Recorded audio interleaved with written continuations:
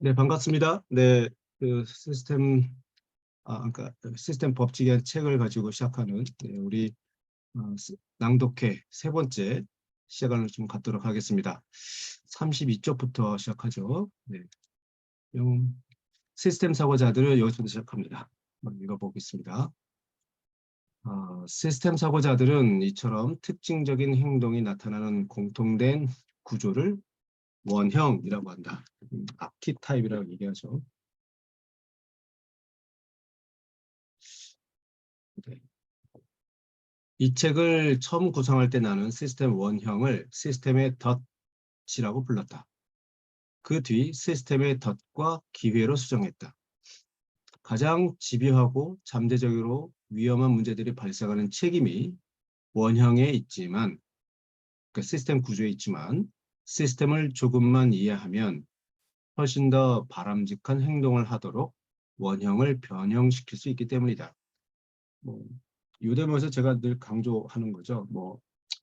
시쳇말로 시스템은 죄가 없다. 죄가 없다. 그러니까 가치 중립적이다. 영어로 얘기하면 value free다. 그래서 보는 관점에 따라 달리 어차피 해석되는 거다. 그래서 이거를 끌어내기 위해서 제가 손가락 돌리기 이런 거 다 연결해서 좀 많이 강조하죠. 그래서 이거 좀 더 나아가면 이제 환경이라든가 기후변화 이런 문제를 도덕적인 가치로 접근하지 말아라. 이런 얘기까지 제가 연결해서 말씀 좀 드리죠. 이런 이해를 바탕으로 우리가 사는 시스템을 재구축하려면 여러분과 내가 무엇을 할 수 있는지 살펴보자. 변화를 일으킬 지렛점을 찾는 방법을 배우게 될 것이다. 결론 부분에서는 내가 아는 시스템 사고자 대부분이 공유하는 이해에서 터득한 가장 중요한 교훈을 제시하겠다. 끝으로 시스템 사고를 계속 탐구하고 싶은 사람들을 위해 부록을 덧붙였다. 관련 주제를 깊이 연구하도록 용어 해설과 시스템 사고 참고문헌, 시스템 원리 요약, 일부에서 설명한 모델의 방정식 등을 첨부했다. 그러니까 모델의 이퀘이션들이 다 소개가 되어 있기 때문에 재현할 수가 있습니다. 그래서 여러분들과 함께 그 모델들 다 재현해 볼 생각이에요.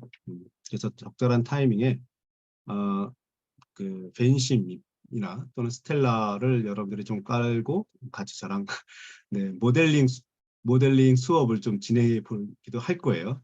아마 오늘은 아닐 텐데 기대하셔도 좋습니다. 몇 년 전 우리 연구진이 MIT 대학에서 다트머스 대학으로 옮겼을 때였다. 그러니까 이제 MIT 에서 시스템 다이렉트 그룹에서 성장의 한계를 썼던 그 연구진을 얘기하는 것 같아요. 네. 연구진 중에 일부가 옮겼다. 세미나에서 한동안 우리를 지켜보던 다트머스 대 공학 교수 한 분이 연구실로 찾아와 이렇게 물었다. 여러분들은 다르네요. 던지는 질문의 종류가 달라요. 여러분은 제가 보지 못한 것들을 봅니다. 뭔가 다른 방식으로 세상에 접근한 것 같은데 어떻게 그렇죠? 왜 그렇죠? 이거 내가 이 책에서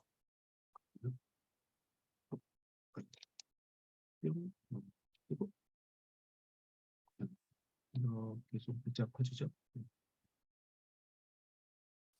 내가 이 책에서 특히 결론 부분에서 전달하려는 내용이 바로 이 질문에 대한 답이다. 이렇게 해야 됩니다. 어디 있어? 꼭 이렇게 해서 답이다. 시스템적 시각이 환원론적 사고방식보다 더 좋다고 생각하지는 않는다. 그래서 저는 이 표현이 좀 거슬리긴 해요. 네, 그러니까 너무 민감하게 반응한 건지 모르겠지만 시스템적이라고 표현하기보다 시스템 관점, 시스템 관점이 이 정도. 왜냐하면 시스템적 사고하게 되면 시스테매틱 비유가 돼서 체계적인 사고가 되게 되거든요. 이제 제가 얘기하죠 항상 그 시스템 사고와 시스템적 사고는 다르다. 사고는 다르다. 시스템 한 글자 차이로 들어가면 이것은 약간 체계적인 사고. 대표적인 게 마인드맵. 이런 것도 좋은 얘기이긴 한데 시스템 사고하고 좀 거리가 다르죠. 그러니까 시스템 사고는 시스테믹 띵킹 이렇게 되고 이쪽은 시스테매티컬 이렇게 된단 말이죠. 좀 영어 표현도 다르고요. 그래서 시스템 사고는 시스템에 대한 사고 이렇게 좀 정리해 주시고 시스템 안에서 뭐가 이렇게 상호작용하는지 이런 사고다. 그래서 음, 약간 제가 약간 경기 이르듯이 약간 이런 것 좀 민감하게 반응을 하네요. 시스템 사고, 시스템적 사고라는 말보다는 시스템 사고 관점 또는 시스템 관점 뭐 이런 표현이 더 어울릴 것 같습니다. 자, 미처 보지 못한 것을 서로 보여주는 상호 보완 관계라고 생각한다. 우리 눈에 렌즈로 보이는 것도 있고 현미경 렌즈로 보이는 것도 있고 망원경 렌즈로 보이는 것도 있고 시스템 이론의 렌즈로 보이는 것도 있다. 각각의 렌즈로 보이는 것은 모두 실제한다. 이러한 시각 하나하나 덕분에 우리가 사는 경이로운 세상에 대한 지식이 좀 더 완성되는 것 같다. 세상이 전보다 더 어지럽고 더 붐비고 더 긴밀하게 연결되고 상호 의존적이고 더 빠르게 변할 때는 시각이 많으면 많을수록 좋다. 네. 시스템 사고 렌즈를 사용하면 시스템 전체를 보는 직관을 회복할 수 있으며 부분을 이해하는 능력을 키우고 상호 연관성을 보고 미래에 발생할 행동을 가정한 질문을 던지게 하고 시스템을 재설계할 창의력과 용기를 얻을 수 있다. 저는 제 강의 안에 그러니까 앞으로 우리 미래 소위 말하는 미래 역량은 이런 게 필요하지 않겠나라고 제가 강의를 할 때 이렇게 하죠. 그러니까 정말 앞으로는 시스템의 변화가 이루 말할 수 없이 빠르고 광범위하게 일어날 텐데 이제 우리는 이 시스템의 변화에 대해서 어떻게 이해할 것이며 이 시스템의 변화에 어떻게 적응할 것이며 이왕이면 우리가 원하는 방향으로 이 시스템의 변화를 어, 창조, 네. 어, 창조, 만들어야 되지 않느냐. 그래서 우리의 모든 교육이 예, 이런 시스템 변화를 어떻게 이해하고 이 시스템 변화에 우리가 어떻게 적응할 것이며 이왕이면 우리가 어떤 방향으로 시스템을 이렇게 재창조할 것인지에 대한 고민을 어릴 때부터 좀 할 훈련을 좀 해야 된다. 뭐 이렇게 얘기하는데 그걸 좀 더 요 책에서는 이런 식으로 더 자세하게 설명하고 있다. 저는 이렇게 좀 맥을 좀 같이 연결해서 말씀드리고 싶습니다. 자, 그런 다음 그 통찰을 이용해 우리 자신과 우리 세상을 바꿀 수 있다. 그래서 그 유명한 장님 코끼리 만지듯이 이런 얘기가 나오죠. 제가 요거 강의 안에 썼다가 어느 어, 교사께서 이제는 장님이란 말도 쓰면 안 된다는 얘기를 하셔서 네, 그래서 눈 감고 코끼리 만지듯이 이렇게 저는 표현을 좀 바꿔 쓰고 있는데 우리 번역가한테는 그렇게 잔소리하는 사람이 옆에 없었나 봐요. 예, 뭐, 눈 감고 코끼리 만지듯이. 네, 옛날에 한 마을이 있었다. 이 마을의 주민은 모두 앞을 보지 못하는 맹인이었다. 어느 날 수행원들과 군대를 이끌어온 왕이 마을 근처 사막에 진을 쳤다. 왕은 평소 백성들의 경외심을 끌어올릴 목적으로 거대한 코끼리를 끌고 다녔다. 백성들은 그 코끼리를 구경하는 것이 간절한 소망이었고 소문 들었겠죠. 맹인 마을의 주민들도 코끼리를 만나려고 정신없이 달려갔다. 코끼리의 생김새나 형태는 모르는 맹인들은 손으로 코끼리 여기저기를 더듬어 정보를 수집했다. 이들은 각자 손으로 직접 더듬어 감지했기 때문에 뭔가 중요한 것을 알아냈다고 생각했다. 코끼리 귀를 만진 맹인은 커다랗고 까칠까칠한 게 넓고 큰 양탄자 같아라고 말했다. 그러자 코끼리 코를 만진 맹인이 내가 진짜 사실을 알고 있어. 곧고 속이 빈 파이프 같아. 무시무시하고 아주 위험해라고 말했다. 코끼리 다리와 발을 가진 맹인은 거대하고 단단한 게 기둥 같아 라고 말했다. 맹인들은 많은 부분 중 각 한 일부만 알아차렸다. 그리고 모두 코끼리를 잘못 인식했다. 이 고대 수피 우화에는 단순하지만 우리가 흔히 간과하는 교훈이 담겨 있다. 시스템을 구성하는 요소를 안다고 해서 시스템의 행동을 알 수 있는 것은 아니라는 교훈이다. 이게 사실 어, 잘못 인식했다라는 것이 오리지널 레슨이겠죠. 네. 근데 저는 제가 워낙에 이 사례를 가지고 강의를 시작하기 때문에 오랜만에 말하자면 이 눈 감고 코끼리 만지듯이라는 그 오리지널 그 컨텍스트를 좀 접하게 된 거죠. 이 책 덕분에. 그래서 좀 묘했어요. 어, 그러니까 제가 이제 이 우화를 가지고 강의를 할 때 각자가 일부분만 바라보는 우리의 시각이 있다. 근데 오히려 그런 시각을 서로 인정하고 내가 만지고 파악하는 것이 전체가 아니라 일부가 된다라고 스스로가 인정한다면 서로 만지고 느낀 것을 서로 까놓고 비교하면서 전체 모습을 같이 그려갈 수 있지 않냐. 시스템은 이런 식으로 접근해서 파악해야 되는 거 아니냐. 이렇게 제가 결론을 이어가거든요. 그런 맥락에서 보면 좀 다시 읽혀졌어요. 왜냐하면 이 마을 자체가 맹인 마을이라며 다 안 보이는데요. 그럼 평소에 이 사람들은 어떻게 행동했을까? 그냥 평소에 내가 만진 게 전체라고 생각하면서 서로 자기 주장을 막 얘기하면서 치고받고 싸웠을까? 그게 아니라 늘 그래왔기 때문에 이 사람들은 내가 만진 게 일부가 아니라는 것을 그러니까 온몸으로 이미 인정을 하고 야 나는 이걸 내가 만진 건 이런 것 같은데 너는 어떻게 생각하니? 이러면서 서로가 만진 거가 일부라는 것을 인정하고 맞춰보는 작업을 워낙에 이 마을 사람들은 해오지 않았을까. 그런 생각이 좀 들었어요. 네. 그래서 하여튼 제가 또 뭐 오바해서 해석한 것은 모르겠지만 일단 두 가지 의미가 있습니다. 그 장님 코끼리 만지듯이 그러니까 눈 감고 코끼리 만지듯이라는 우화에서는 두 가지. 하나는 모든 사람들이 지각하는 시스템의 모습은 다 일부분이다. 이게 첫 번째 레슨이고 두 번째 레슨은 여기서는 그렇게까지 얘기 안 했지만 따라서 본인이 믿고 생각하는 것이 하나의 가설로 받아들여야 된다. 아닌 말고식으로 가설로 받아들여서 검증의 대상으로 올려놔야 된다. 그래서 다른 사람들이 생각하는 것에 대해서도 마음을 열어놓고 맞춰봐야 되는 거 아니냐. 그렇게 하면 사고가 많이 좀 확장이 된다고 저는 믿습니다. 자, 이제 넘어가세요. 그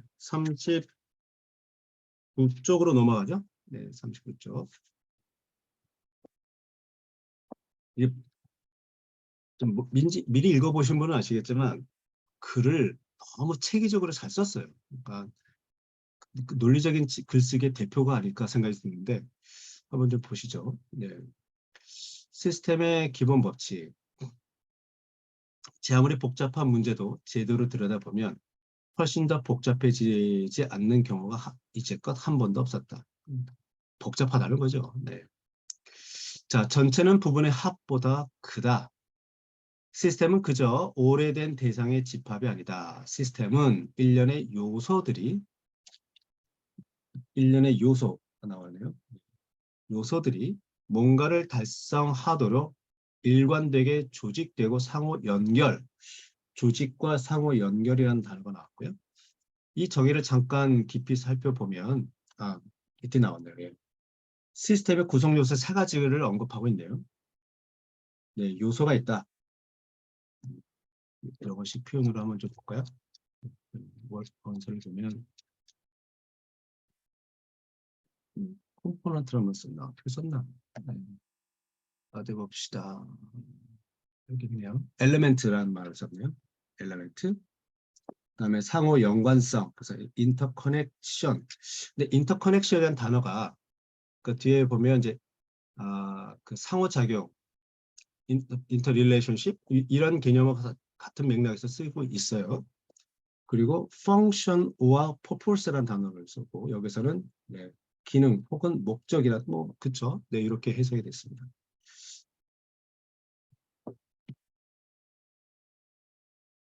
네, 이 세 가지가 다 있어야 시스템이라고 할 수 있다라는 거죠.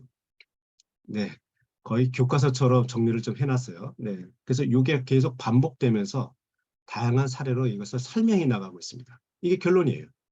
네, 시스템은 요소가 있어야 되고 상호 연관성이 있어야 되고 그게 기능과 목적이라는 것으로 되어 있어야 된다. 네, 시스템 일련의 요소나 부분들이 흔히 기능이나 목적으로 분류되는 특징적인 형태를 만드는 패턴이나 구조로 일관되게 조직되고 이런 말들이 계속 반복이 돼요. 네, 한번 보죠. 짠, 짠, 짠. 안 지워졌어? 짜잔, 어디 봅시다. 주석 달리서 주석 달리 어디 갔어? 잠시만요.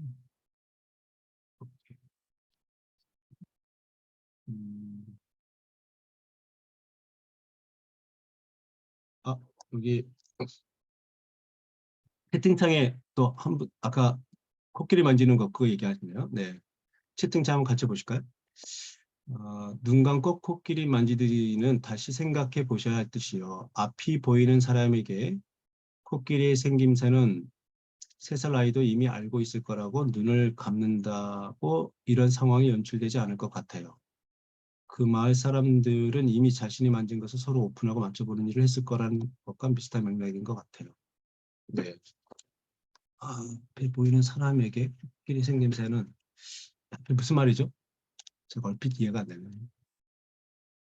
혹시 여기 부연 설명해 주실 분 계세요?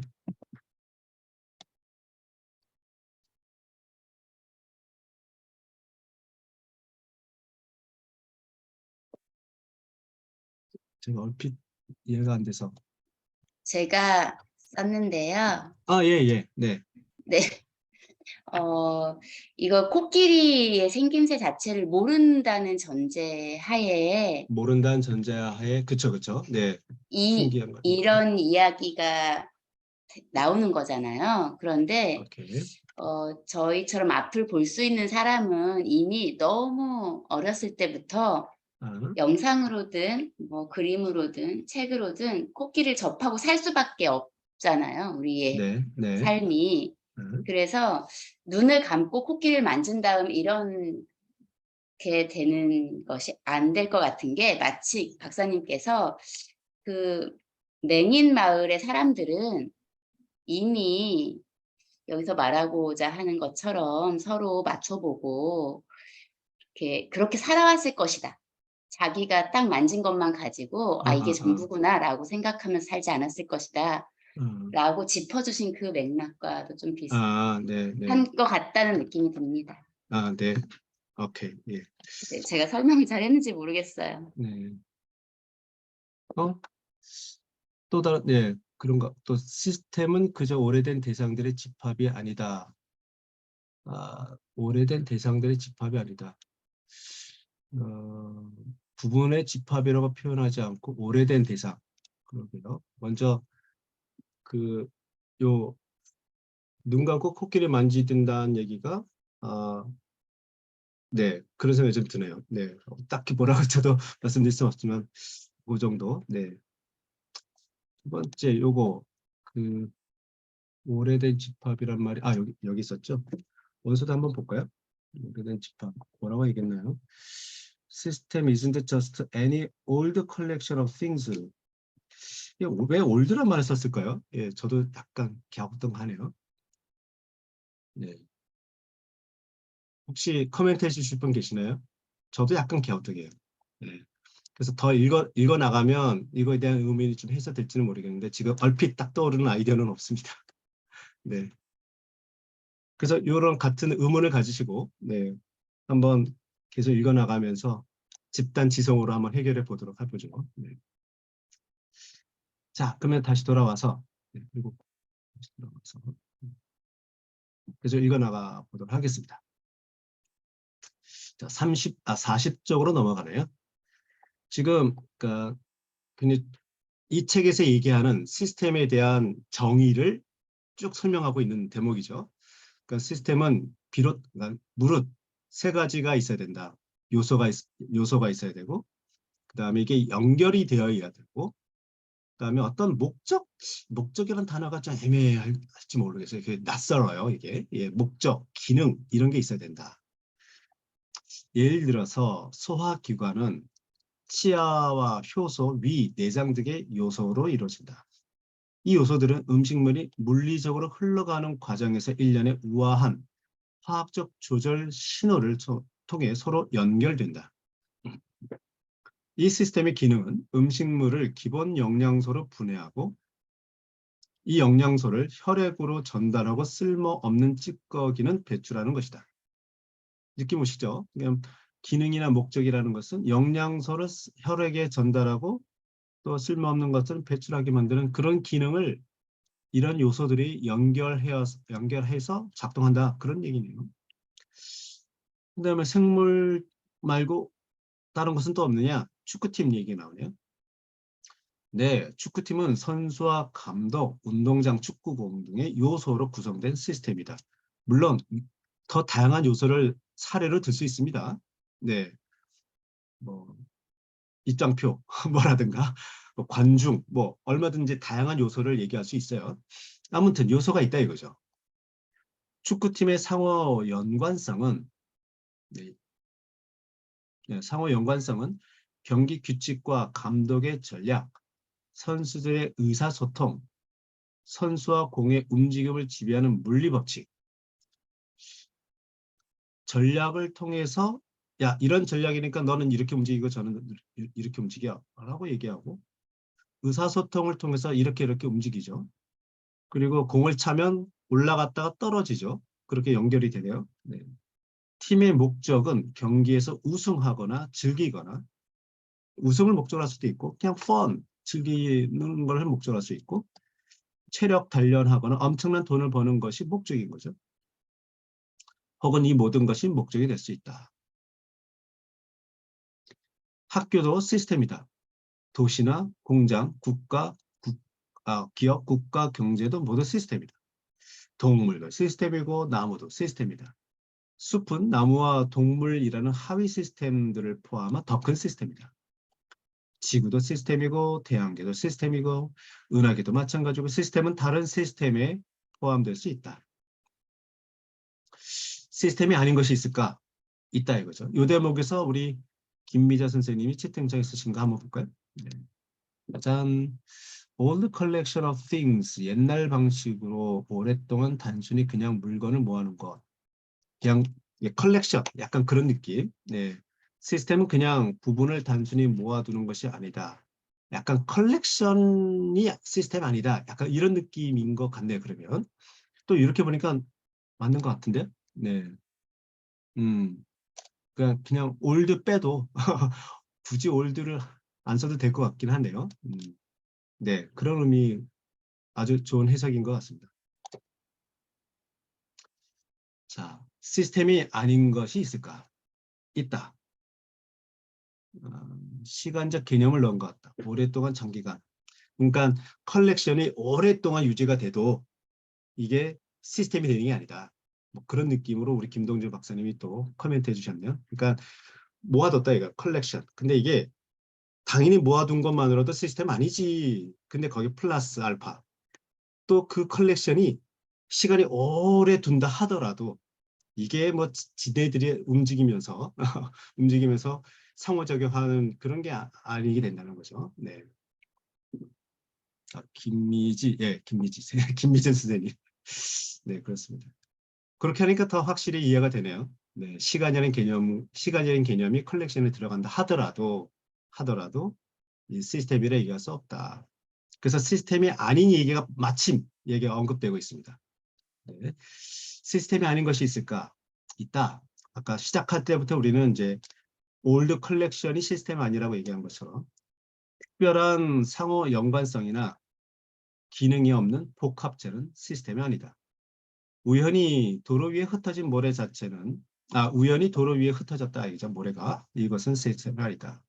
모래를 조금 치우거나 더 갖다 부어도 도로 위에는 모래가 있을 뿐이다. 하지만 축구 선수나 소화기관의 요소를 마음대로 뺐다 더하면 시스템은 그 즉시 달라진다. 그렇죠? 네. 생물이 죽으면 시스템 다움을 잃는다. 도넬라 메도즈 여사는 그 생물학에서 학사를 받았죠, 아마? 네, 하버드에서. 그래서 기본적으로 이 생물학적인 지식이 좀 많은 분인 거예요. 네. 생물이 죽으면 시스템 다운을 잃는다. 생물을 유지하던 다양한 상호 관계가 더 이상 기능하지 않고 그 물질이 더 큰 먹이사슬 시스템의 일부로 남더라도 생물은 소멸한다. 어떤 사람은 도시에서 이웃끼리 서로 잘 알고 정기적으로 교류하는 오래된 동네는 사회 시스템이라고 하지만 아파트 얘기가 나오는데 약간 잘 이해가 되시는지 한번 보세요. 낯선 사람들로 가득 찬 최신 아파트 단지는 사회 시스템이 아니라고 말한다. 동의하시나요? 아파트에 사시는 여러분 동의하시나요? 난 처음에 좀 불편하게 생각이 들었는데 저도 아파트에 살고 있는데 그렇다고 우리 아파트의 시스템이 이게 시스템이 아닌가? 그런 생각했다가 이 주어를 보면 어떤 사람이라고도 하잖아요. 그러니까, 보는 관점에 따라서 또 시스템이 달리 해석되는 거 아닌가? 그런 생각이 들어요. 그러니까 이 어떤 사람은 어, 정기적으로 교류하는 그냥 동네의 관점에서 보면 서로 소통도 안 하고 엘리베이터에서 서로 인사도 안 하는 그러니까 관계성이 없는 그런 아파트는 시스템이 아니야 라고 얘기를 하는 거죠. 근데 정작 그 아파트에 사는 사람들은 무슨 소리야? 뭐 시스템이라고 얘기할 수 있지 않을까? 그런 생각도 들어요. 네. 그러니까 해석하는 관점에 따라 또 달리 해석되는 거 아닌가? 그런 생각이 듭니다. 이런 사례를 통해 시스템은 온전함 혹은 총체성과 그 온전함을 유지하는 일련의 능동적인 메커니즘 나오는데 뭔 소린가 한번 볼게요. 네. 어디 나와 있죠? 영어가? 네. 인테그리티가 아마 나왔을 텐데. 풋볼팀 나오고 시스미스 나오고 시스템리스 나오고 스트레인저 어디 있죠? 어, 이게 최소한 순수한 요 단어에 대한 원을 찾고 있어요. 온전함과 총체성. 어디 있을까요? 잘 보시나요? 여기 있네요. 홀리스하고 인테그리티. 네.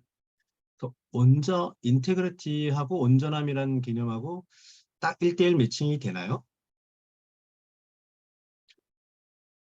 예. 잠깐 모르겠는데 혹시 왠지 인테그리티는 온전함이라는 개념보다 좀 더 다른 뉘앙스가 있을 것 같아요라고 설명해 주실 분 안 계시나요?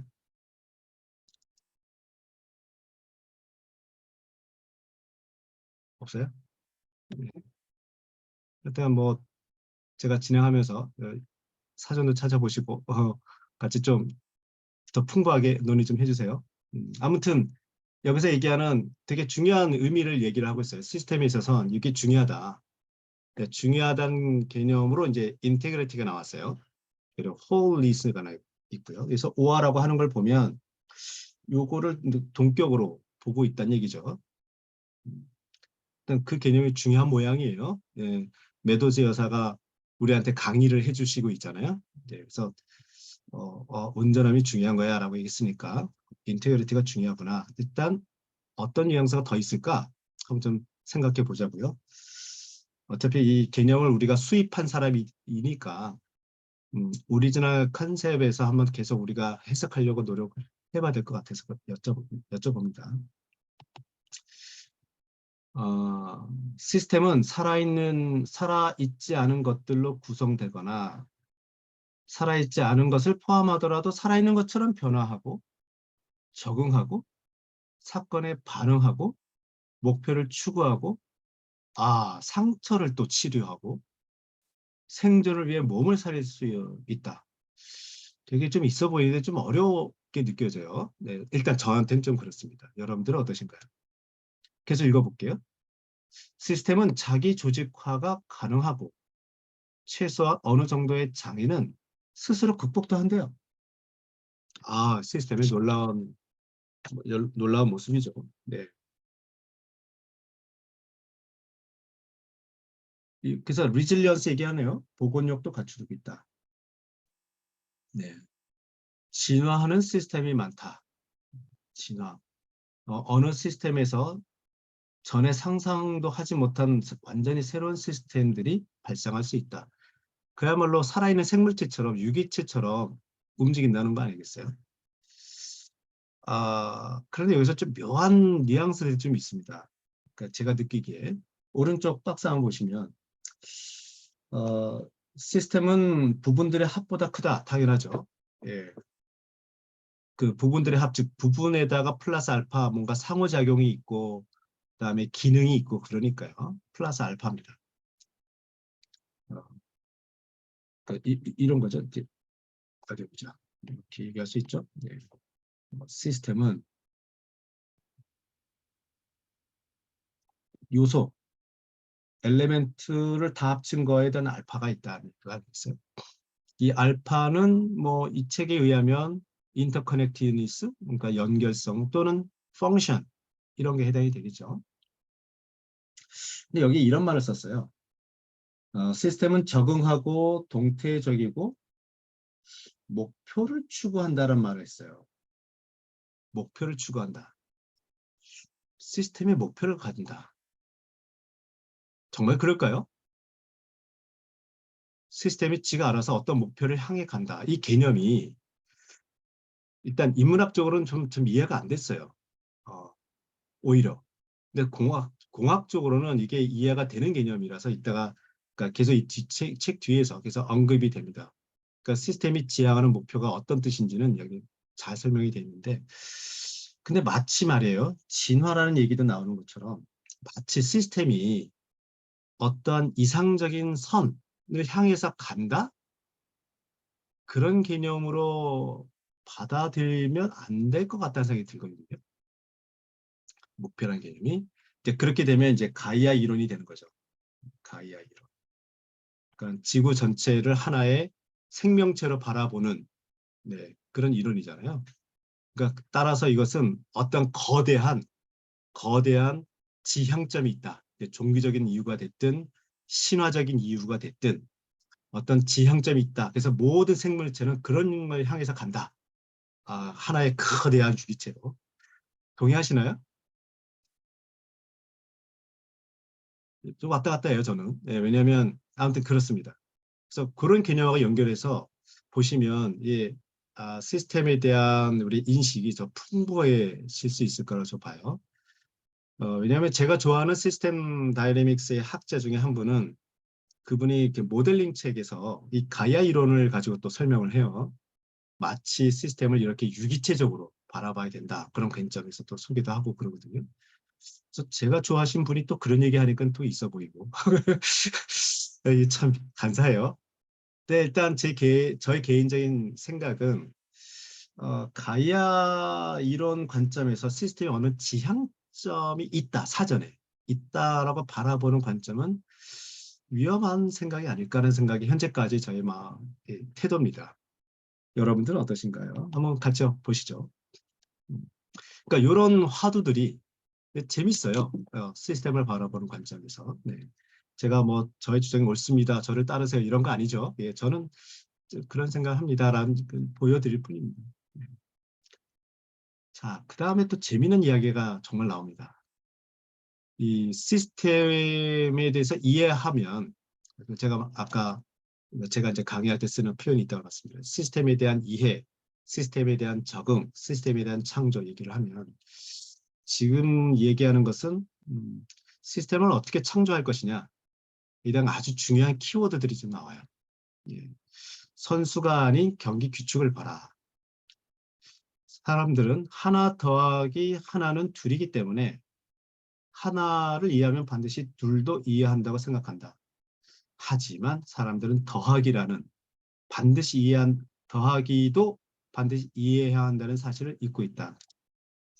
그러니까 모르겠어. 아마 이 우화에서는, 그러니까 이 우화를 시스템 이 관점에서 도넬란 메도스가 앞에서 막 설명한 것을 빗대어서 얘기한다면, 이 더하기라는 것이 상호작용의 규칙을 만든 상호작용의 규칙에 해당이 되겠죠. 그래서 이 규칙 때문에 1 더하기 1이 2가 만들어진다는 거라는 거죠. 네. 그 규칙을 봐라. 선수라는 것은 요소를 얘기하는 거죠.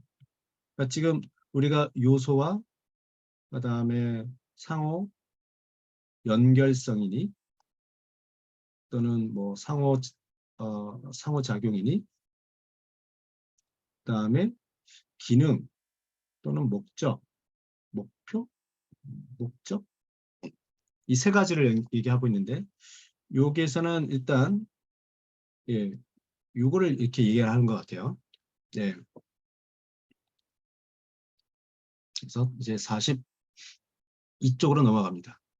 그래서 42쪽은 쉬는 시간 뒤에 다시 이어서 해볼 건데요.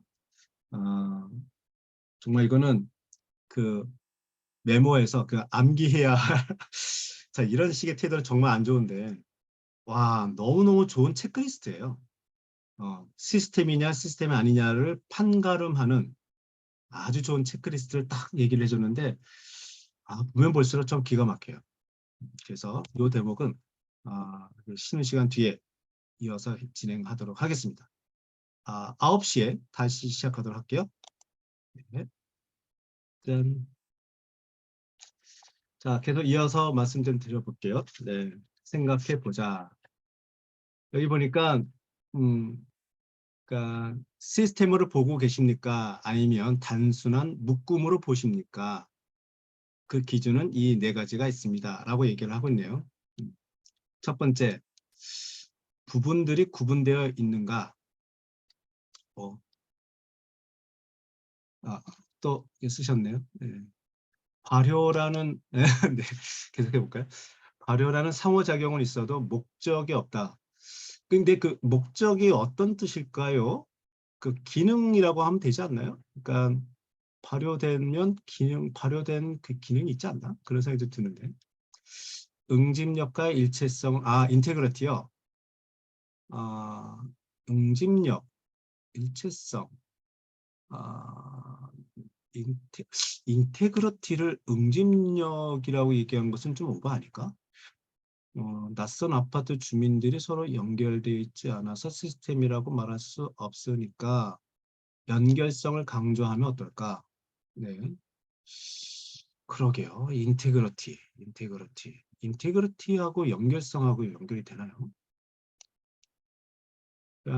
그래서 온전함이란 단어가 그냥 쓰신 것 같긴 한데, 번역자가 연결성.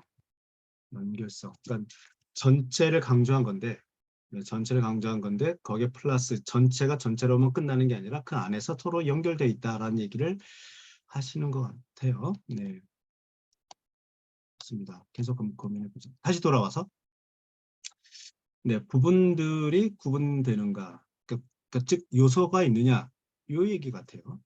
그 다음에 두 번째가 부분들이 서로 영향을 주는가, 인터커넥션 또는 인터릴레이션, 그죠? 세 번째, 부분들이 모여서 각 부분이 발휘하는 효과 외에 플러스 알파죠. 아까의 발효처럼요. 예. 다른 효과를 일으키는가. 오케이. 다른 효과 일으켰어. 오케이. 상호작용의 결과물이 있다 이거죠. 그 다음에 이게 4번이 활용정정 같아요. 야, 이거 정말 무릎을 탁 쳤어요. 저 개인적으로도. 그 효과가, 그렇죠? 그 효과, 즉 시간의 흐름에 따른 행동이 다른 환경에서도 계속 지속되는가. 그러니까 지속이라는 단어가 나왔어요. 그죠? 그러니까 일회성이 끝나지 않고 그 지속하려는 그 어떤 힘이 있느냐 이거죠. 지속하려고 하는 어떤 힘, 지속하려고 하는 어떤 힘. 예를 들자면 53쪽 보시겠어요? 53쪽을 보시면 그래프가 나옵니다. 주로 이러한 지속하려고 하는 어떤 힘을 우리는 어떻게 확인할 수 있냐? Behavior over time, 시계열 그래프를 확인할 수 있죠. 예, 53쪽에 있는 그래프는 그러니까 우하향 방향으로, 우하방으로, 예, 줄어들려는 힘을 계속 발휘하고 있죠. 그래서 그런 식으로 쭉 넘기시면 다양한 그래프들이 보이는데 다 그런 것들이라 보시면 되죠. 67쪽도 그렇고요. 그다음에 제가 또 눈에 띈 그래프로 한다면 저기 아마 120쪽이었나 나오는데 자 104쪽 보시면 104쪽 보시면 이게 갈수록 파동이 커지는 거죠. 불휘 이펙트 같은. 네. 네, 이러한 지속하려는 어떤 힘이 있다는 거죠. 특히 104쪽의 그래프는 슬링키가 다시 연상이 좀 돼요. 슬링키. 그 슬링키는 기본적으로 출렁출렁 되는 그 본연의 속성이 있었는데, 그 섭동? 즉 외부의 힘에 의해서, 즉 손을 받치느냐, 손을 받쳐도 어떻게 받치느냐에 따라서 출렁출렁 되는 것이 더 출렁되게 할 수 있고, 아니면 출렁되지 못하게 했었잖아요. 즉 104쪽의 시스템의 모습을 보면 기본적으로 얘는 파동하려는, 갈수록 커지는 파동하려는 그런 힘이 있는데, 어떤 자극에 의해서 그 파동의 진폭이 더 커지기도 하고, 또는 그 진폭이 좀 줄어들 수도 있고, 뭐 그런 거 아니겠어요? 뭐 그런 거. 그래서 요 생각해 보자라고 했을 때, 그저 네 번째 포인트가, 그 시스템의 비행 행태. 그러니까 시스템의 행태라고 하면 어떤 일회성으로 딱 떠지는 게 아니라, 이게 구조적인 특징은 이게 반복된다는 거죠. 반복되고 지속된다는 거. 네. 그래서 거꾸로 이게 그 아이스버그 분석, 즉 빙산 모델을 보면 빙산이 이렇게 생기지 않았겠어요? 이게 맨 위에 수면 위에 보이는 것은 이벤트, 또 사건. 그 밑에 이 이벤트가 나타날 수밖에 없는 그 무언가가 있다. 어마어마한 것이. 이제 이것이 이제 구조라는 거 아니겠어요? 근데 이 멘탈 모델에서 분석할 때 보면 사실 이벤트 자체는 하나도 중요하지 않다. 그런데 만일 그 이벤트가 반복해서 나타난다면 이것은 새로운 의미다 이거죠. 즉 반복해서 나타나는 형태에서 하나가 관찰되면 이것은 구조적인 특징이 발현된 거다. 이렇게 해석이 되어서 그럼 뭔가 구조적인 이유가 있지 않을까? 이렇게 바라본다는 거죠. 다시 말씀드릴게요. 그러니까 좀 제가 오버해서 말씀드린다면 이런 거예요. 저는 시스템 사고 연구자로서 말이죠. 어디서 불이 나면 하나도 관심 없습니다. 불이야 하면 불 났구나 끝. 그런데 말입니다. 이 불이 반복해서 매주 월요일마다 불이 난다 그러면 시스템 사고 이 전문가 입장에서 말이죠. 뭔가 이 DNA가 막 움직입니다. 반복해서 나타난다고? 그렇듯은 뭔가 시스템 구조적인 특징이 묻어나서 나타난 것이 아니었을까? 그럼 뭔가 구조적인 원인이 있을 거야. 이렇게 저는 분석해 들어갑니다. 뭐 이런 거죠. 네. 그런 맥락에서 저렇게 계속 또는 지속 이런 단어는 시스템을 분석하는 데 있어서 또는 시스템이냐 아니냐를 구분짓는, 구조적인 특징이냐 아니냐를 구분짓는 마지막 활용 정정 같은 그런 체크리스트가 아닌가, 그런 생각이 좀 들어요. 자, 해석합니다. 시스템의 요소는 대부분 아주 쉽게 파악된다. 눈에 보이고 분명히 실제하는 요소가 많기 때문이다. 이게 이제 그러니까 빙산의 일각 같은 약간 수면 위에 보이는 현상들이죠. 네. 나무를 구성하는 요소는 뿌리와 줄기, 가지, 잎이다. 더 자세히 들여다보면 수분을 위아래로 운반하는 물건과 엽록체 등 분화된 세포들도 보인다. 대학이라는 시스템은 건물과 학생, 교수, 행정직, 도서관, 책, 컴퓨터 등등등등등으로 구성된다. 대학을 구성하는 각각의 요소도 모두 마찬가지로 어떤 요소들로 구성된다. 반드시 물질적인 것만 요소가 되는 것은 아니다. 무형의 것도 시스템의 요소가 될 수 있다. 대학에서는 학교의 자부심, 학문적 기량, 네, 시스템의 구성 요소가 될 수 있다. 아주 중요한 두 가지 무형의 요소다. 시스템의 요소를 나열하기 시작하면 끝이 없다. 요소는 하위 요소들로 나뉘고 하위 요소는 다시 그 아래 서브 요소죠. 예, 하위 요소로 또 나뉘기 때문이다. 그러다 보면 어느새 시스템은 보이지 않는다. 흔히 이야기하는 나무만 보고 숲은 보지 못하는 것이다. 그러니 너무 늦기 전에 요소 해체 작업을 멈추고 워워워. 그래서 어쩌라고? 상호 연관성, 즉 요소들이 함께 연결된 관계를 찾는 것이 좋다. 그러니까 적당히 찾았으니까 됐고, 그래서 어쩌라고? 그 다음 단계는 연결성을 찾아야지. 그다음 아마 문제예요. 연결성을 찾으면 무지 연결되거든요. 그러면 또 헤매요. 음, 그래서 적당하게 또 연결성을 찾아야 돼요. 예. So what? 그 연결성의 포인트가 이제 저는 이제 피드백이라고 얘기하는데, 그래서 그 피드백의 특징을 가지고 막 찾고 뭐 이런 작업까지 넘어가야 된단 말이죠. 그래서 계속 가겠습니다. 나무 시스템의 상호 연관성은 나무의 대사 과정, 지배하는 수액의 물리적 흐름과 화학적 반응, 다시 말해 한 부분이 다른 부분에서 일어나는 일에 반응하도록 만드는 신호다. 예를 들어 햇빛이 쨍쨍한 날 잎이 마르면 물을 운반하는 물관의 압력이 떨어져 뿌리가 더 많은 물을 흡수한다.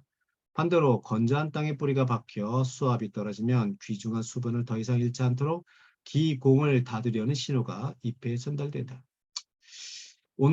온대지방에서의 낮의 길이가 점점 짧아지면 낙엽수는 영양분을 입에서 줄기로 이동시키고 가지를 약하게 만들려는 화학적 신호를 내보내 잎을 떨군다. 어떤 나무는 한 부분이 해충의 공격을 받으면 방충 화학 물질을 생성하거나 세포벽을 단단하게 만들려는 신호도 내보내는 것으로 보인다. 나무가 이런 일을 하도록 만드는 관계를 낱낱이 파악할 수 있는 사람은 아무도 없다. 관계를 이해하는 지식이 부족한 것은 놀랄 일이 아니다. 파악 못하죠. 네, 다 파악 못합니다. 시스템의 요소들을 파악하는 것보다 그러니까 다 파악 못하기 때문에 파악하는 것은 중요하지 않다. 이렇게 볼 수도 있죠. 시스템의 상호 연관성을 파악하는 것이 더 어렵기 때문이다. 대학 시스템에서 상호 연관성은 입학 기준, 학위 취득 요건, 시험과 성적, 예산과 현금, 흐름, 입소문, 그리고 어쩌면 가장 중요한 시스템 전체의 목적인 지식의 교류다. 시스템의 상호 연관성 중에는 물이 나무 줄기를 따라 흐르거나 학생들이 네, 대학에 들어간 것처럼 실제 물리적인 흐름도 있지만 정보의 흐름, 그러니까 그러니까 뭐 저는 이제 시스템 다이내믹스 하는 사람 입장에서 자화자찬 한다면 이 정보를 재발견했다. 그러니까 정보를 하나 요소로 발견한 것은 굉장히 중요한 성찰이 아닌가 생각이 좀 들어요. 왜냐하면 이 정보가 뭐하고 직접적으로 연결되냐면 이제 의사결정하고 연결되기 때문에 그렇죠. 네. 결국 시스템 다이내믹스나 시스템 자본은 이제 문제 해결의 방법론의 성격이 굉장히 짙어서 근데 문제 해결하려다 보니까 의사결정이 어떻게 이루어지는 거지? 까지 간 거죠. 그래서 의사결정의 메커니즘을 항상 밝힐 수밖에 없습니다. 그래서 그렇게 연결되는 것 같아요. 시스템 안에서 결정의 순간이나 행동의 순간에 보내는 신호가 많다. 이런 상호 연관성은 대체로 잘 보이지 않지만 집중해서 주목한다면 시스템을 볼 수 있다. 예를 들어 대학생은 수강 과목을 선택할 때 좋은 학점을 받을 수 있다는 비공식적인 정보를 활용한다. 소비자는 소득과 예금액, 신용, 등급, 집에 비축한 재고, 가격, 상품의 유용성에 등에 관한 인포메이션을 통해서 상품 구매 여부를 결정한다. 의사결정이죠. 네. 정부도 수질 오염을 감축할 합리적인 규정을 마련하려면 수질 오염의 종류와 정보에 대한 관한 정보가 필요하다. 여기서 우리는 문제가 있다는 정보는 행동을 유발하는 필요 조건이지 충분 조건은 아니라는 사실에 유념해야 된다. 즉 문제가 있으면 다 해결하려고 덤비냐 이거죠. 그렇진 않죠. 또 다른 조건들이 다 계속 만들어진다는 거예요. 오른쪽에 박스를 볼까요? 시스템의 상호 연관성은 정보의 흐름에 따라 움직이는 경우가 많다. 네. 시스템을 결합하고 시스템의 작동 방식을 결정하는 중요한 역할을 하는 것이 정보다. 생각보다 정보의 기능을 굉장히 높이 평가를 하고 있죠. 네. 자, 이 대목에서 9번째 선생님 쓰신 거 한번 볼까요? 아까 아파트요. 낯선 사람들로 가득 찬 시신 아파트 단지는 관계가 형성되고 체계가 잡히기 전까지는 시스템이 아니라고 한 것을 4단계 시스템인지 확인하는 방법으로 예. 매도진의 시각으로 설명을 부탁드립니다. 아직 초보자는. 그러게요. 한번 해볼까요? 네. 해볼까? 네. 고민해볼게요. 네. 정보에 기반한 관계도 잘 보이지 않지만 기능 혹은 목적은 훨씬 더 보기 어렵다. 그렇죠? 안 보이니까요. 시스템의 기능이나 목적이 반드시 말이나 글로 명시되는 것은 아니기 때문이다. 시스템의 작동으로 드러날 뿐이다. 시스템의 목적을 추론하는 가장 좋은 방법은 시스템이 어떻게 행동하는지 한동안 지켜보는 것이다. 관찰. 그래서 behavior over time. 시간에 따라서 뭐가 움직이는 거지? 뭐가 점점 증가하고 뭐가 점점 감소하냐?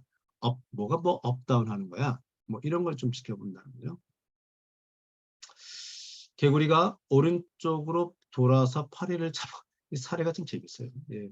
개구리가 돌아서 파리를 잡아 먹은 다음에 왼쪽으로 돌아서 파리를 잡아먹고 다시 뒤로 돌아서 파리를 잡아먹는다면 개구리의 목적은 왼편이나 오른쪽 뒤쪽으로 도는 것이 아니라 파리를 잡아먹는 일과 관련이 있다. 느낌이 좀 오시나요? 네, 제가 참 와닿지 않았어요. 개인적으로는. 만일 어떤 정부가 환경 보호에 관심이 있다고 공언하면 음, 이건 정말 저는 와닿았어요. 네. 지금 시스템의 목적을 파악하는 방법을 얘기하고 있습니다. 그죠? 그 시스템의 목적, 앞에서는 목적과 purpose와 function, 기능하고 같이 놓고 있는데 왠지 지금 맥락은 기능은 보다는 목적이란 뉘앙스가 더 가깝게 묘하게 좀 왔다 갔다 하고 있어요. 제 느낌상 그렇습니다. 그래서 약간 필요에 따라서는 목적에 더 가깝게 해설을 하고 어떨 때는 기능에 더 중심으로 해설을 하고 뭐 그런 것 같아서 이 대목에서는 썩 마음에 들진 않아요. 아무튼 어떤 정부가요 환경 보호에 관심이 있다고 공언하면 즉 모든 정부들이 요새는 탄소 제로 막 얘기하잖아요, 그죠? 그래서 기후 정상회담에 가면 한마디는 해야 되니까 우리나라는 앞으로 화석 에너지를 언제까지 멈추겠다, 뭐 이런 얘기 한단 말이죠. 그러면 그것이 그 정부, 그 리더의 목적이냐? 아니다 이거죠. 행동 거지를 봐야 된다 이거예요. 먼저 보면 네, 여기 하면서 그렇게 공언하면서 실제 예산을 거의 배정하지 않거나 목표를 달성하는 노력을 기울이지 않는다면 사실 그 정부의 목적은 환경 보호가 아니라 그 목적은 미사 여구를 늘어놓거나 공언하는 목표가 아니라 행동에서 알 수 있다 이거죠. 그래서 기능과 목적에 좀 더 자세히 설명하고 있네요. 네. 제가 걱정하는 걸 어떻게 알고. 일반적으로 기능이란 단어는 비인간적 시스템에 쓰고 네. 인적 시스템에는 목적이란 단어를 쓰지만 반드시 그런 것은 아니다. 인적 요소와 비인적인 요소가 모두 포함된 시스템이 아주 많기 때문이다. 그래서 조금 이 덕분에 저도 약간 마음이 좀 편해졌어요. 아하, 그 필요에 따라서 갖다 쓰는 게 아니라 기본적으로 기능은 약간 비인간적, 그러니까 사람이 아닌 시스템. 근데 목적이라면 사람과 관련된 시스템이라고. 근데 딱 이렇게 구분 짓는 것은 아니야 또 얘기도 하고요. 계속 가보죠. 자, 이제 난방온도 조절 시스템의 기능, 즉 목적을 얘기하는 거죠. 여기서는 다시 목적이란 단어 대신에 기능이란 단어를 썼습니다. 그렇죠? 난방 온도 조절 시스템의 기능은 건물 내 온도를 일정하게 유지하는 것이다. 그렇죠. 식물의 기능은 씨앗을 맺는 것이다. 또 기능이라는 단어를 썼네요. 그래서 더 많은 식물을 만들어내는 것이다. 행동으로 판단할 때 국가 경제의 목적은 또 기능이 아니라 목적이라는 단어를 썼네요. 계속해서 성장하는 것이다. 아, 네. 이거 그 성장의 한계라는 책의 저자로서 아마 인정하고 싶지 않지만 인정할 수밖에 없어라는 뉘앙스가 좀 깔려 있다가 저는 봐요. 그러니까 국가가 성장만 추구하는 것이 썩 좋은 것은 아닌데, 그래서 근데 많은 국가들이 그렇구나. 그로 인해서 생긴 여러 가지 문제점들이 있는데 말이지. 사람들이 왜 그걸 몰라볼까라는 마인드가 좀 있어 보여요, 저는. 음, 안타깝게도, 예, 말하자면 안타깝게도라고 저는 한번 써볼게요. 네. 국가 경제의 목적은 계속해서 성장하는 것이다. 실제 그렇죠. 거의 모든 시스템의 한 가지 중요한 기능은 자신의 영속한 존속을 확보하는 것이다. 유지하게 만드는 거죠. 시스템의 목적, 예, 다시 또 기능이란 단어 안 쓰고 목적이라는 단어 썼네요. 시스템의 목적은 인적 목적일 필요도 없고 반드시 시스템 내 어느 행위자가 의도한 목적도 아니다. 사실 시스템에서 가장 당황스러운 점 중 하나가 중요한 게 나옵니다. 이 시스템 사고에서 바라보는 중요한 성찰, 레슨이 또 나와요. 가장 당황스럽게 만든다는 거 아니겠어요? 네. 하위 단위들의 목적이 모여서 아무도 원치 않은 전반적인 행태로 나타나는 거예요. 말이 좀 그런데 이런 거죠. 제가 이제 강의할 때 쓰는 표현입니다. 각자 최선을 다하면 전체 최적이 되지 않더라. 즉 부분 최적이 전체 최적이 안 될 뿐더러 더 망가지더라. 예, 이거예요. 이거를 여기서 이렇게 표현하고 있습니다. 네. 그래서 해설을 보니까 저보다 훨씬 더 해설에 좀 잘 설명을 하고 있어요. 네. 그래서 여러분들은 이 해설 가지고 제가 던지는 화두를 좀 활용하시면 합니다. 약물 중독과 범죄가 만연한 사회를 만들려고 의도한 사람 아무도 없다 이거예요. 그렇죠? 의도치 않은 결과가 나온 거죠.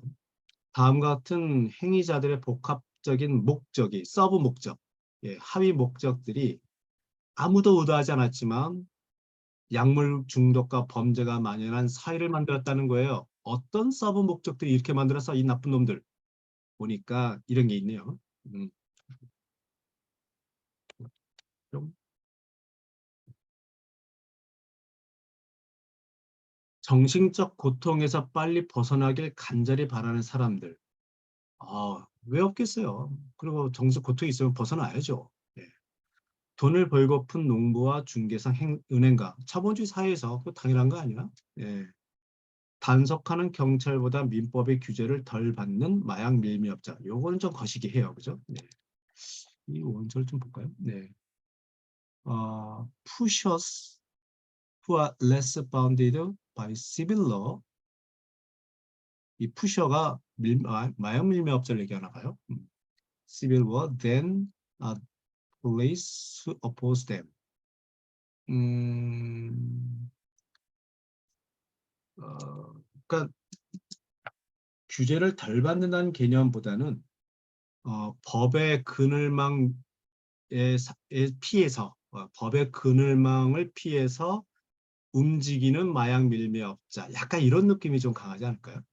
예, 그냥 덜 받는다기보다 법망을 피해서 움직이는 마약 밀매업자, 이런 느낌.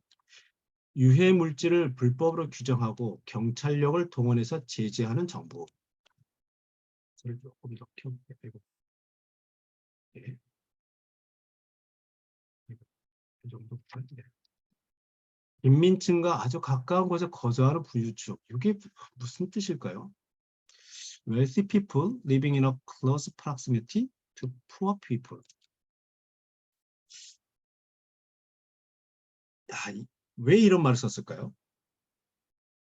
마약이 창궐하는 도시의 모습에서 빈민 그거를 만든 원인 중에 하나가 의도치 않았지만, 네, 의도하지 않았지만 빈민층과 부유층이 가깝게 살고 있다? 영화의 한 장면에서 보면 이런 게 많이 연출되죠. 네. 근데 이게 어떤 작용을 하고 있었을까요? 아마 여기서는 인문학적 상상력이 좀 동원돼야 될 것 같아요. 네, 영화를 많이 보신 분들, 마약 범죄 영화를 많이 보신 분들 아마 탁 와닿지 않을까 생각이 들기도 하는데 아무튼 이런 것까지 찝어내다니 참 오지랖도 넓기도 하고 대단하기도 하고요. 네. 약물 중독자의 재활을 격려하기보다 이거요. 재활보다 자신들의 안위에 더 큰 관심을 두는 비중독자들. 그러니까 non-addicts who are more interested in protecting themselves than in encouraging recovery. 그러니까 이거만 보면 비중독자들은 나쁜 사람들이잖아요. 근데 그게 또 그렇게 볼 게 아닌 게 아니, 세상 사람들을 중독자와 비중독자 놔둔 거예요. 웃긴 얘기죠. 비중독자? 나 그래 비중독자긴 한데 나 일반 사람이야. 일반 사람인데 나는 내가 오늘 할 일이 얼마나 많아. 뭐 아들 숙제도 봐줘야 되고, 뭐 설거지도 해야 되고, 월급도 받아야 되고, 뭐 월감 업무 보고도 해야 되는데, 아 재활? 아 중요하겠지. 근데 나한테 중요도가 떨어진 것뿐이야. 딱 이 정도 느낌이죠. 네. 그런데 굳이 뭐 비중독자인 여러분들은 안타깝게도 말이야 약물 중독자들이 재활하는 거에 대한 관심이 이렇게 없으십니까? 라고 얘기하면 좀 서운하죠. 포인트는 이런 거예요. 그러니까 일반인들이 약물 중독자의 재활에 대해서 그렇게 관심을 갖지 않는 현상들 어찌 보면 당연한 거잖아요.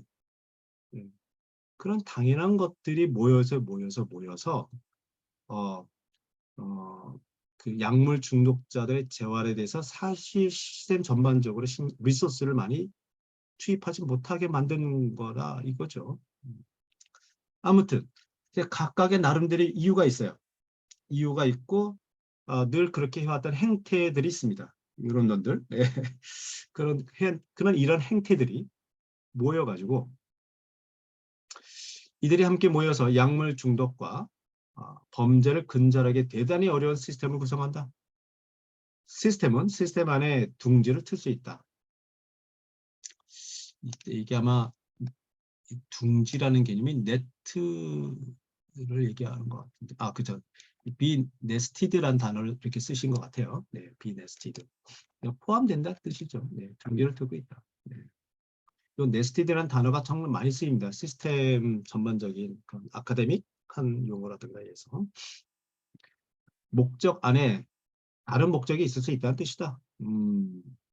대학의 목적은 지식을 발견해 카르테? 뭐, 네. 대학의 목적은 지식을 발견해서 보존하고 후대에 전달하는 것이다. 그런데 대학 안에서 학생의 목적은 좋은 학점을 받는 것. 그러니까 대학이란 거대한 목적 안에 그, 이해관계자들, 그 참여자들의 목적은 또 다른 거죠. 예. 학생은 목적은 학점을 잘 받는 거고 교수의 목적은 음, 종신 교수로 임명되는 거고 관리자의 목적은 수직 균형인 것이다. 음, 아하 이렇게 쓰셨군요. 아까 빈민은 돈을 구하고 부유층은 약물을 구하기 때문에 가까이 있어야 상호 교환이 되지 않을까. 네스티드는 중첩이라는 단어로 많이 쓰인다라고 또 부연 설명해 주셨고요. 네. 그런 것 같아요. 네. 빈민과 부유층의 공생관계. 네, 네, 그렇죠? 가까이 있어야 된다. 그런 것 같네요. 다음에 관리자의 목적. 네, 자, 이런 하위 목적들이 전체적인 목적과 충돌할 수 있다. 시험 성적을 잘 받는 목적에 충실하려고 하다 보면 부정행위를 할 수 있다. 이 사례는 좀 안 좋아. 부정행위는 나쁜 거잖아요. 근데 일단 좋은 일을 나름대로 하려고 애를 쓰는데 전체 시스템이 망가지는 사례가 더 좋죠. 그래서 아무튼 모르겠어요. 교수는 논문을 준비하느라 학생들을 등한시할 수 있고, 이거는 좋은 사례 같아요. 네. 자기의 목적을 최대한 높이려고 하다 보면 자기는 시간이 제한돼 있으니까 아무래도 학생들과의 어떤 멘토 또는 지도 이런 것 좀 등한시하게 되죠. 아마 그 많은 박사과정을 경험하신 분들은 아마 많이 공감하실 거예요. 지도 교수들이 나를 해주는 게 하나도 없네. 뭐 이런 거. 예, 그런 거죠. 그죠? 네, 지도 교수들도 바빠. 네, 그런 거죠. 본인의 목적에 충실하느라고. 딱 그 느낌이죠. 네. 관리자는 수지 균형을 맞추려고 교수를 해임할 수 있다. 유초, 눈물을 머금고. 네. 하위 목적들과 전체적인 시스템 목적의 조화를 유지하는 것이 성공적인 시스템의 필수 기능이다. 이 문제는 나중에 계층을 다룰 때 다시 얘기하자. 이 계층 나때 아마 아주 재미있는 이야기가 펼쳐질 것 같아요. 시스템의 요소와 상호 연관성, 목적 또는 기능 하나씩 살펴보면, 하나씩 바꿔보면 아주 어마어마한 일들이 벌어집니다. 상대적인 중요성을 이해할 수 있다. 일반적으로 시스템에 최소한의 영향을 주는 이거 좀 크게 캡처했구나. 오케이. 영향을 주는 방법. 그러니까 시스템이 우리가 원하는 방향으로 바꿔야 될 거 아니냐 이거죠. 시스템을 바꾸는 방법. 네, 시스템을 바꾸는 방법. 약간 황당합니다. 네. 요소를 바꾸는 거죠. 축구팀은 선수를 모두 바꿔도 여전히 같은 축구팀이다. 그러겠죠. 팀의 기량이 훨씬 더 좋아지거나 떨어질 수는 있지만, 즉 슬랭키를 염두에 두시면 돼요. 그렇죠? 더 출렁될 수도 있고 덜 출렁될 수도 있지만 그거다 이거죠. 나무는 끊임없이 세포를 바꾸고 해마다 잎을 바꾸지만 본질적으로 여전히 같은 나무다. 끊임없이 바뀌죠. 요소들이. 사람의 피부도 이게 나오나? 그죠? 예. 여러분의 몸도 몇 주마다 한 번씩 대부분 세포를 교체하지만 이거 일반적으로 몇 주라고 합니까? 3주라고 합니다. 3주. 그래서 제가 이거 강의에서 하는데 셀프 리더십 자기계발서 어딘가 보면 이런 말이 나와요. 자기의 어떤 습관을 바꾸기 위해서는 3주가 필요하다. 왜? 우리 세포가 기존의 세포를 밀어내고 새로운 세포로 거듭나기는 3주가 이게 논리였어요. 네, 아무튼 그렇대요. 네, 3주 정도. 네. 대학도 새로운 학생들이 계속 들어오고 교수와 관리자도 더디지만 꾸준히 들어오고 나가지만 여전히 대학이다. 사실 여전히 같은 대학이다. 제너럴 모터스라 미국 의회가 구성원이 모두 바뀌어도 정체성을 유지하는 것처럼, 즉 구성 요소가 바뀐다 하더라도 시스템 모습이 크게 달라지지 않는다. 이거 뉘앙스 어떠해요? 방금 얘기. 미국 의회 대신에 한국 의회를 보시면 어떠해요? 예. 국회의원을 바꾼다 하더라도 국회 전체 꼬라지를 보면 매 정부마다 똑같지 않나요? 뭐 이런 불만을 우리가 갖는 이유가 여기 있는 거죠. 즉 구성원 하나하나를 바꾸는 게 중요하지 않다는 거예요. 그 구성원들이 서로 어떻게 상호작용하는지 그 규칙을 바꾸지 않은 한, 네, 그 규칙을 바꾸지 않은 한 구성원들, 국회의원을 바꾼다 하더라도 국회의 꼬라지는 달라지지 않는다. 뭐 이런 얘기입니다. 네. 아, 일반적으로 시스템은 계속 자기 자신을 유지하며 모든 요소가 바뀌어도, 야, 기가 막히죠. 아까 제가 사례된 거 진짜 맞지 않나요? 상호 연관성은 목적이 변하지 않으나 아주 느리게 변한다. 예. 그래서 여러분 국민투표에서 내가 원하는 이 선수가 국회의원이 됐다 하더라도 그렇게 기대하지 마세요. 뭐 이런 얘기가 될 수 있네요. 음, 그러면 국민투표 하지 말아야 되나? 또 그건 아니잖아요. 음, 관심을 가져야죠.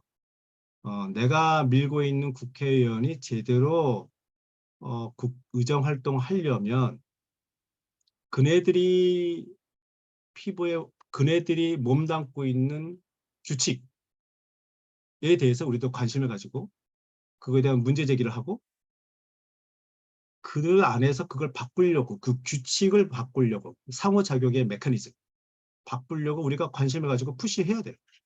구성 요소를 바꾸는 것은 우리도 뭐 투표를 통해서 할 수 있지만 그걸로 끝나지 않는다는 뜻입니다. 과연 그게 뭘까요? 근데 그렇게 우리가 생각을 더 한 발 더 들어가고 깊이 있게 생각하는 것이 시스템 사고의 효과가 아닌가 생각이 들어요. 한번 같이 한번 고민해 보시죠.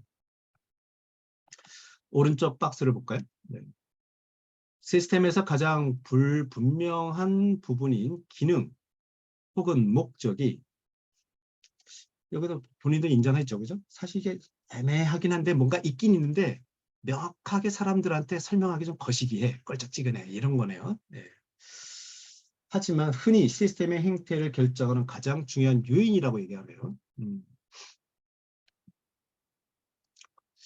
예를 들어서 그 아, 정당이 정당이 안 바뀌는 가장 큰 이유.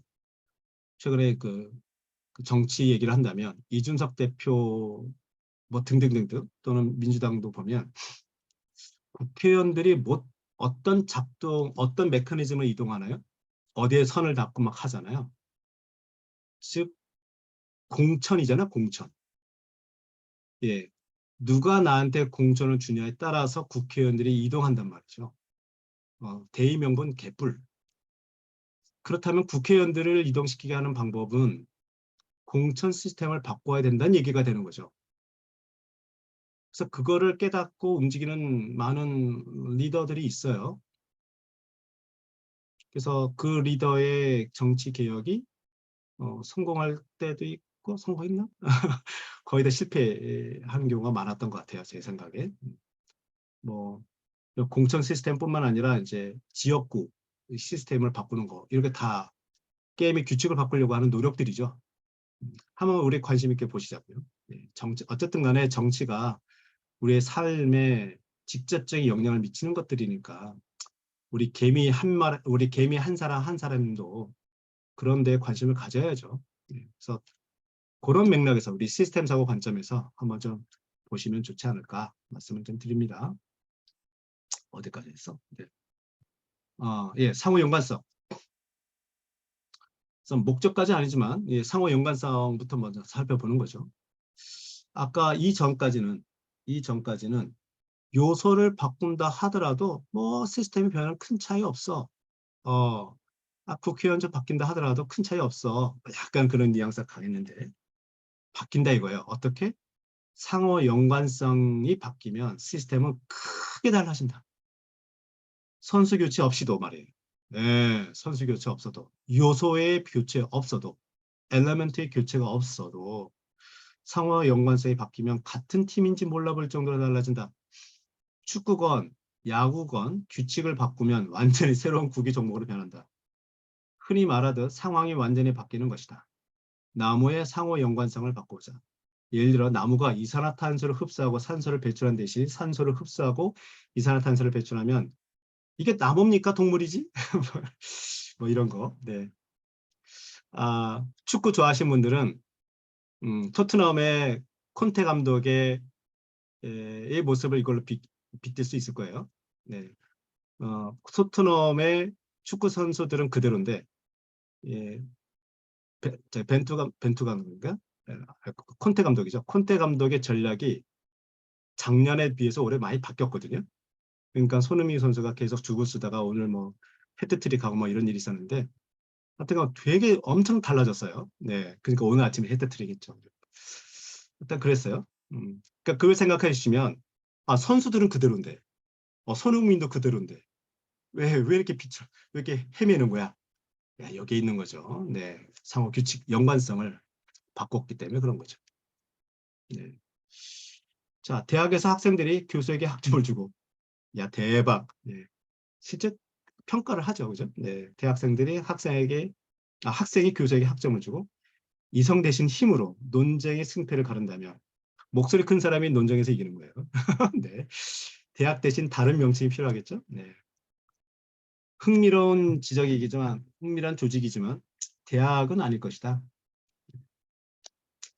상호 연관성이 바뀌면 시스템이 극적으로 바뀐다 이거예요.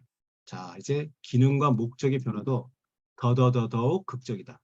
예를 들어서 축구팀의 선수와 규칙은 그대로 두고 목적을 승리가 아니라 패배로 바꾼다면 황당하죠. 네. 나무의 기능이 생존과 증식이 아니라 땅속 영양분을 모두 빨아들여 무한히 성장하는 거라면. 그렇죠. 오케스트라 단원도 좋죠. 오케스트라 단원도 그대로인데 지휘자가 확 바뀌는 것처럼. 예컨대 우리가 가위바위보를 할 때 이긴 사람이 뭐 많이 가져간다 하지 않고 진 사람이 많이 가져간다. 이렇게 규칙을 바꿔도 행태가 확 바뀌죠. 더 서로 지려고 먼저 자기 손을 내민다든지 이렇게 한다는. 아무튼 지금은 기능과 목적이죠. 네.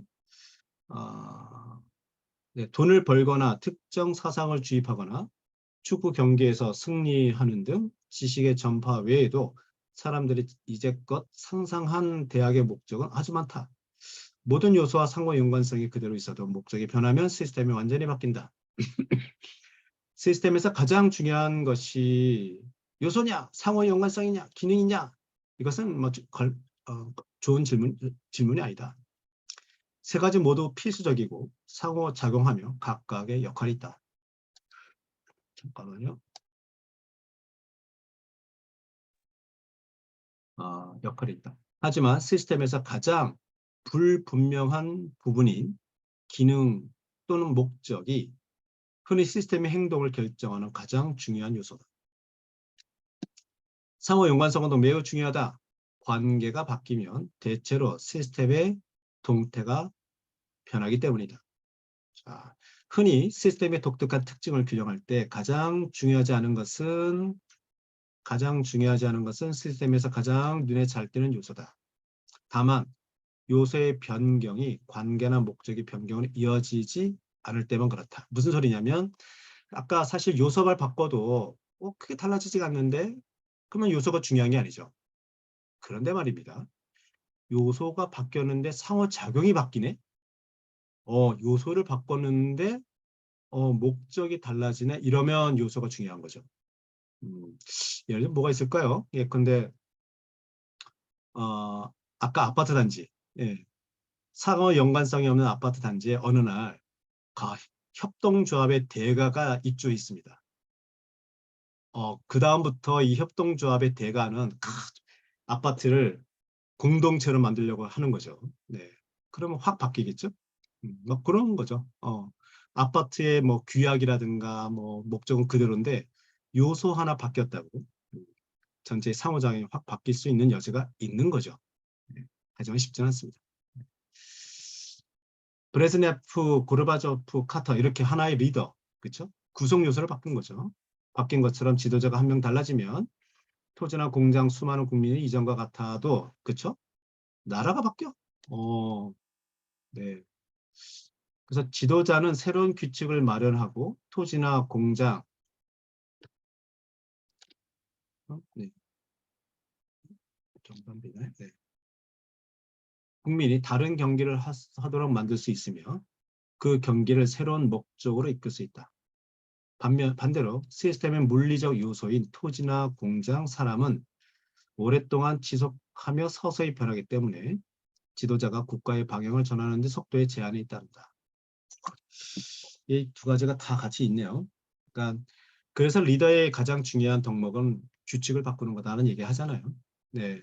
그런데 요 대목만 얘기하면 리더가 중요하다 해서 사람들의 행태가 중요하다 해서 리더십 얘기하는데 반대로 이 표현을 기억하세요. 그거 무지 어렵습니다. 네. 서서히 변하기 때문에 오히려 the harder you push the system, the harder the system push back. 네. 그러니까 시스템을 잘 살살살살 다루는 능력이 없으면 그 리더는 그 시스템의 이 저항에 좌절하게 되죠. 그럼 어떤 일이 벌어집니까? 리더는 시스템을 탓하고요. 시스템은 리더를 탓합니다. 예, 역사에서 증명하고 있어요. 예, 그렇죠. 이제 욕조 얘기 나오네요. 드디어. 이 책의 핵심 개념, 이 책의 정말 놀라운 발견은 바로 욕조 모델을 이렇게 일반인 사람들한테 쉽게 전달하는 거에 있습니다. 그래서 요거는 또 한 템포 쉬고 가야 되기 때문에 호흡을 길게 놓고 시작해야 되기 때문에 마침 45분 됐습니다. 그래서 오늘은 여기까지 하도록 하죠.